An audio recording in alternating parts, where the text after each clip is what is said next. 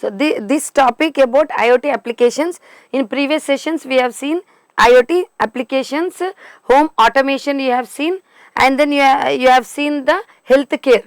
Next type of application, IoT applications using smart devices. So, this topic is continuation of those two sessions, where IoT in the syllabus you have IoT application about three things. First one is home automation, healthcare, and then smart devices. So, under smart devices, for this application we are implementing IoT garbage monitoring using Raspberry Pi. So, garbage monitoring comes under the domain called as smart devices. So, how we are going to monitor the garbage? Smart applications or smart devices. Smart applications make the management of the user very easy, and it also provides the status information of the application to the user local or remotely. That is, what is the status, whether the garbage is half filled or whether the garbage or dustbin is totally empty or it is completely full. That is the meaning of status information of that particular appliances,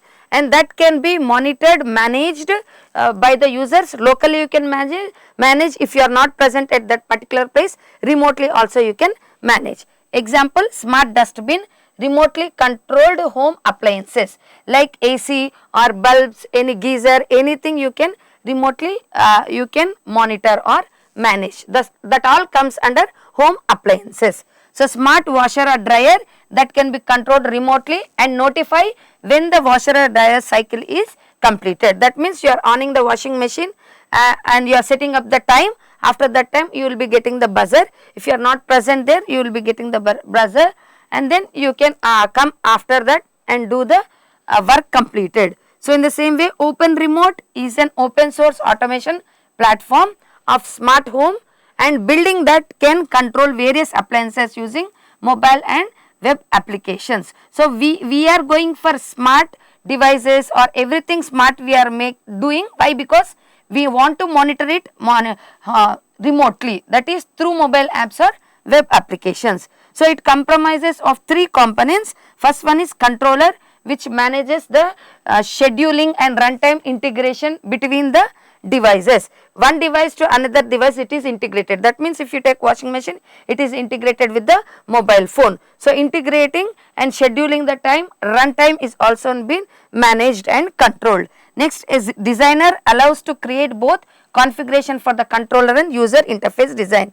So, here you are trying to create the configuration and controlling that configuration using microprocessors or different types of sensors. You are configuring it, and user interface design means you are going to see the output in the web application or mobile apps. That is the meaning of user interface design. In the same way, smart parking, finding the parking space in the crowded city can be time consuming and frustration.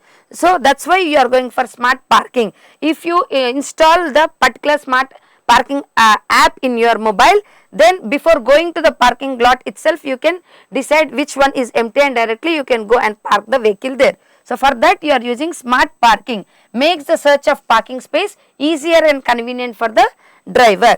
It does not consume lot of time.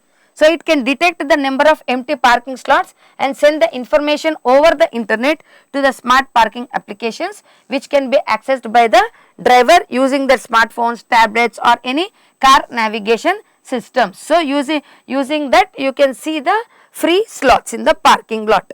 Sensors are used for each parking slot to detect whether the slot is empty or not. So, who is going to tell whether the slot is empty or not? It depends upon the sensors, and this information is aggregated by the local controller and then sent over the internet to the database.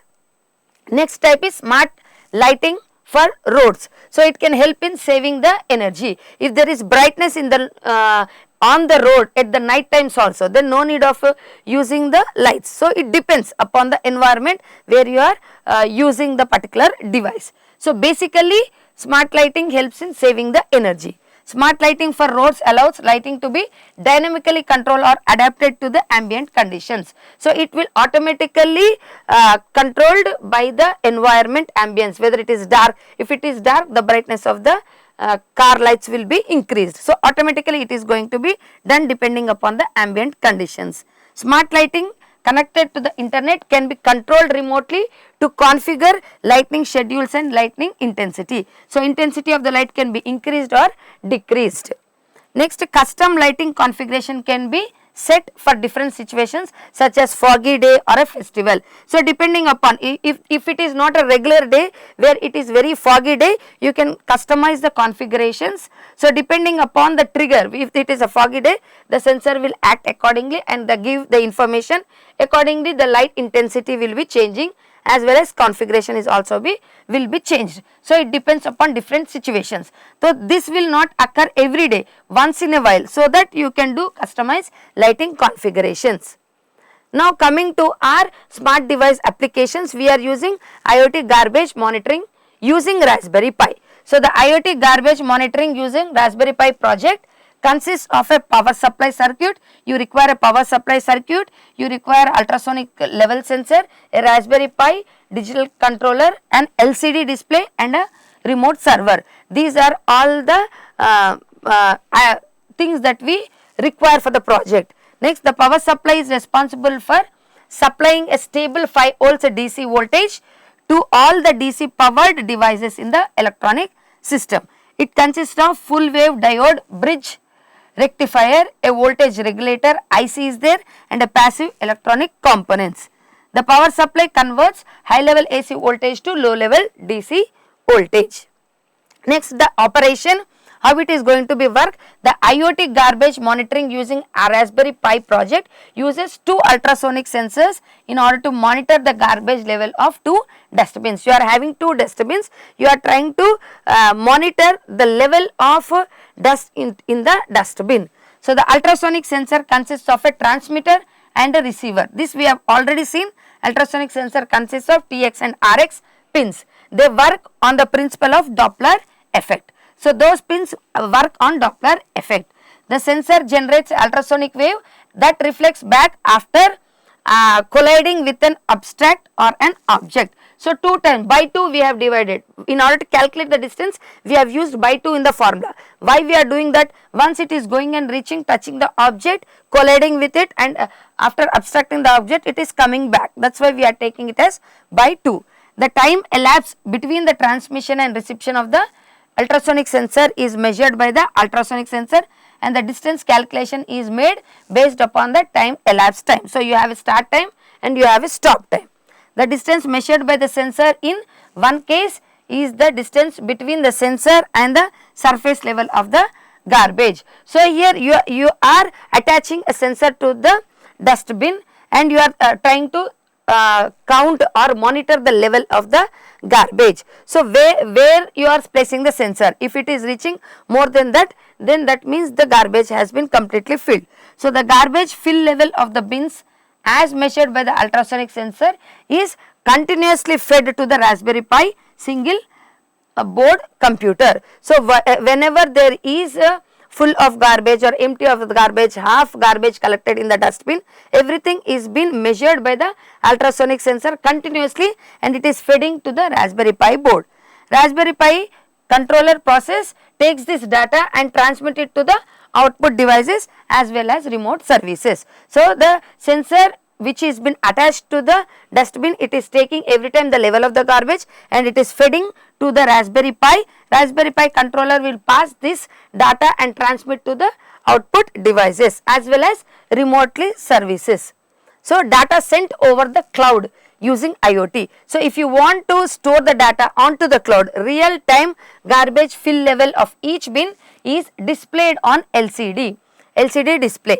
In addition to that, the data is also transmitted remotely to the remote server by means of IoT protocols. Using different IoT protocols and cloud devices, you can check or monitor real time garbage filling level. An IoT platform like ThinkSpace is used to receive, store and visualize data. We have already seen an open source platform where you have different types of APIs and different types of protocols you can use, and you can remotely or real time monitoring can be done using ThinkSpace. And you can also have a graphical user interface is built using ThinkSpace IoT platform.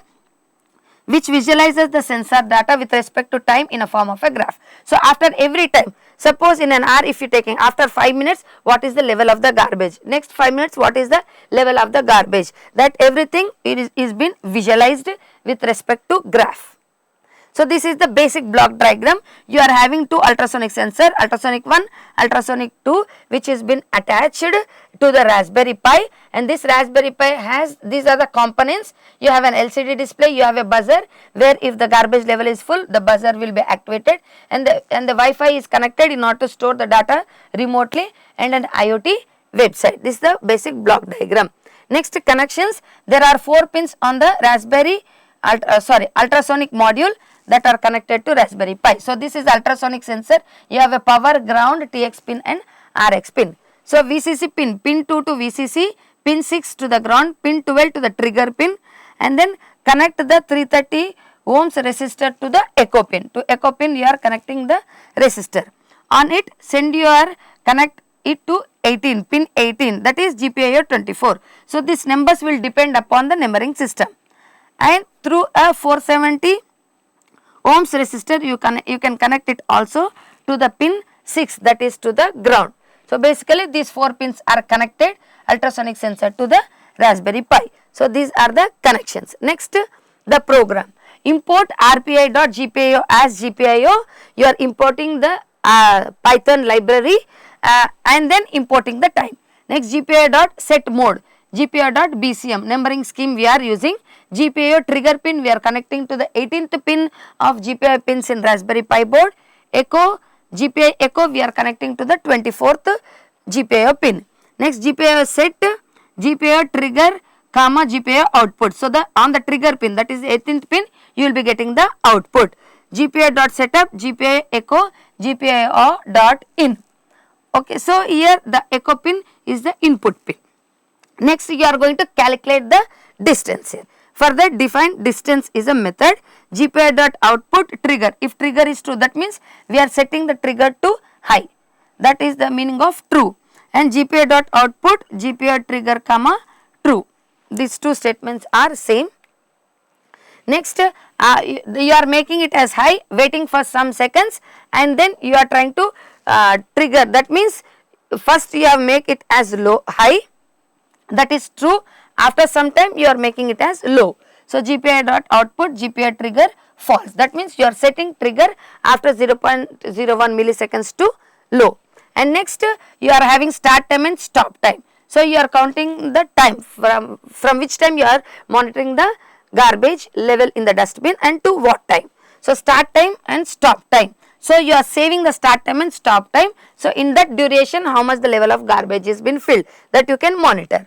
So, while GPIO.pin, GPIO echo is equal to 0, that means start time is equal to time.time. That means we are saving the arrival time when the garbage is put into the dustbin. So, we are saving the start time, and then while GPIO.input, GPIO echo is equal to 1, stop time is equal to time.time. Here we are saving arrival time, here we are saving start time.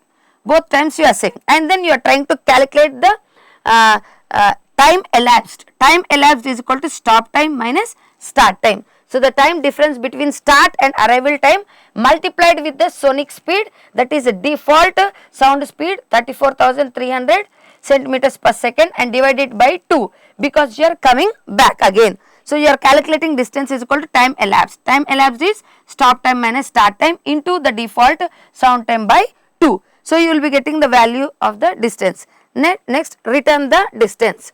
So, this is been done at a multiple number of times. So, if name is equal to main, this is the main thing where you are having the try loop. While true, distance is equal, dist is equal to distance. Distance is the method where you are calculating. Next, print what is the measured distance that you have got. After time, some time second, 1 millisecond, you again reset by pressing Ctrl C. Now, if there are any interruptions like keyboard, if you are giving the different data or error data, if something is been fed incorrectly by the user, then it will accept keyboard interrupt and it will say measurement stopped by the user. So, nothing is been measured by the sensor. After doing everything, you can say GPIO.cleanup is a method. So, in this way, you are trying to monitor the level of the garbage in the dustbin. So this is the output, these are the connections, and this is the output you are going to get.